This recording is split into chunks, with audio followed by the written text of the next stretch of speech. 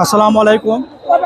জনতার বাঁধ ভাঙা উল্লাস, স্বাধীনতার স্বাধীনতার প্রকৃত স্বাদ আজ বাঙালি উপভোগ করার জন্য লক্ষ লক্ষ জনতা ঢাকার রাজপথে নেমে পড়েছে।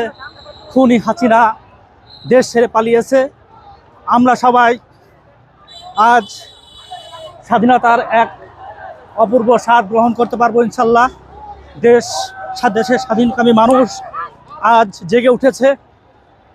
দেশের স্বাধীনতার সার্বভৌমত্ব বিলীনকারী খুনি হাসিনা দেশ ছেড়ে পালিয়েছে।